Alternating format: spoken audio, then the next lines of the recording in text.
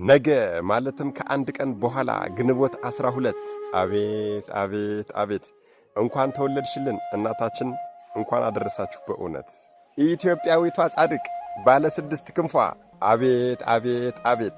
ምሕረት የማይደረግለት ሰው ስሟን እንደማይጠራ ገድሏን እንደማይሰማና ወደ እርሷ እንደማይጠጋ የተነገረላት መቃብሯን የተሳለመ የእናታችን የቅድስተ ቅዱሳን የቅድስት ድንግል ማርያምን መቃብር እንደተሳለመ የሚቆጠርላት ጻድቅ ስጋሽን እንደ እናቴ እንደ ማርያም ስጋ እቀድሰዋለሁ፣ ስምንሽንም እንደ እናቴ እንደ ማርያም ስም አከብረዋለሁ።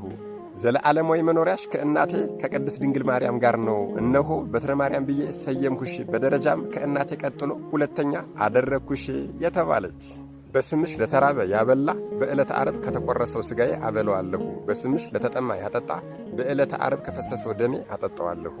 እውነት እውነት እልሻለሁ የአንቺን መቃብር የተሳለመ የእናት የማርያምን መቃብር እንደተሳለመ እቆጥርለታለሁ። ገድልሽን ለመስማት ትሩፋትሽን ለማየት ወደ አንቺ የሚመጡትን ተስፋ መንግሥተ ሰማያትን እሰጣቸዋለሁ። አንቺን የወደዱ ሁሉ የተመሰገኑ ናቸው።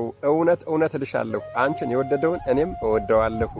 የባለሟልነትን ጸጋ አጎናጽፌሻለሁና አንቺን የወደዱ በሙሉ የተመሰገኑ ናቸው የተባለች የሰው ልጅ በድጋሚ ወደ ኩነኔ እንዳይገባ ሰይጣንን ማርልኝ ያለች ሩህሩህና የዋህ እናት እናቴ ማርያም ለእኔ እናት እንደሆነችኝ እናት ትሁንሽ፣ ጡቷን እንዳጠባችኝ ጡቷን ታጥባሽ፣ እንዳቀፈችኝ ትቀፍሽ፣ እንዳዘለችኝ ትዘልሽ የተባለች መድኃኔዓለም ኢየሱስ ክርስቶስ ከቀኝ ጎኑ በፈሰሰው ደም ግንባሯ ላይ ስሉስ ቅዱስ የሚል ማኅተም ያተመላት ይህም እንደ ፀሐይ ሲያበራላት የኖረ ይህች ስም አጠራሯ የከበረና የከበደ ታላቋ እናታችን ኢትዮጵያዊቷ ጻድቅ ባለ 6 ክንፏ እናታችን ቅድስት ክርስቶስ ሰምራ አንደኛ የተወለደችበት የልደት በዓሏ፣ ሁለተኛ ታላቅ የሆነ የቃል ኪዳን በዓሏ፣ ሶስተኛ ደግሞ ከ10,000 በላይ ነፍሳትን ከሲኦል ያወጣችበት ክብረ በዓሏ ነው።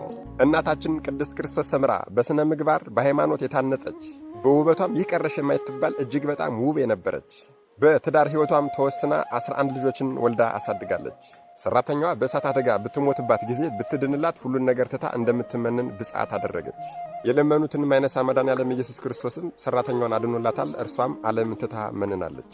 እናታችን ቅድስት ክርስቶስ ሰምራ በምናኔ ሕይወቷ በጓንጉት ደሴት በጣና ባሕር ውስጥ የሰውነቷ አካል በሙሉ ተበሳስቶ የዓሣ መመላለሻ እስከሚሆን ድረስ ለ12 ዓመታት እንደተተከለ አምድ ሆና ጸሎት አድርጋለች። ከ12 ዓመት በኋላም መድኃኔዓለም ኢየሱስ ክርስቶስ ተገልጾ ብዙ ቃል ኪዳን ገብቶላታል። ሊቀ መላእክት ቅዱስ ሚካኤልንም ሁል ጊዜም ቢሆን የሕይወት ዘመን ጠባቂው አድርጎ ሰጥቷታል።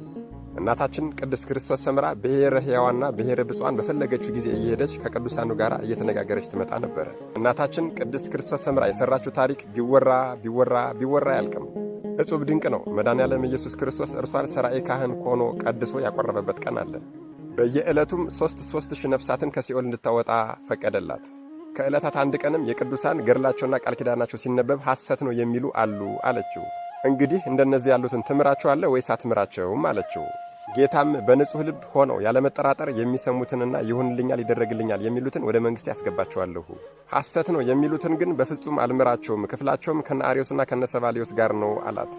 እናታችን ቅድስት ክርስቶስ ሰምራ የተወለደችው ግንቦት 12 ቀን ሲሆን እዚህ ምድር ላይ የኖረችው ለ375 ዓመት ነው።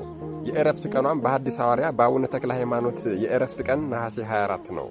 በዚህ ነሐሴ 24 የዕረፍት ቀኗም መድኃኔዓለም ኢየሱስ ክርስቶስ ተገልጾ ከላይ የጠቀስኳቸውን ቃል ኪዳኖች በሙሉ ገብቶላታል። በመጨረሻም በዕለተ ዓርብ የተወጋ ጎኑን ካጠባት በኋላ ቶማስ የተወጋውን ጎኔን ዳሰሰ፣ አንቺ ደግሞ ጠባሽ በይ ወዳጄ ክርስቶስ ሰምራ ሆይ እስኪ ፍረጅ፣ ከዳሰሰና ከጠባ የትኛው ይበልጣል አላት። በጣም ይገርማል። ይገርማል ከማለት በላይ ምን ልንል እንችላለን? መድኃኔዓለም ኢየሱስ ክርስቶስ ሆይ ከእናታችን ከቅድስት ክርስቶስ ሰምራ ረድኤት፣ በረከት፣ ምልጃ፣ ቃል ኪዳን፣ ፍቅርን አሳትፈን። አሜን። ይቆየን።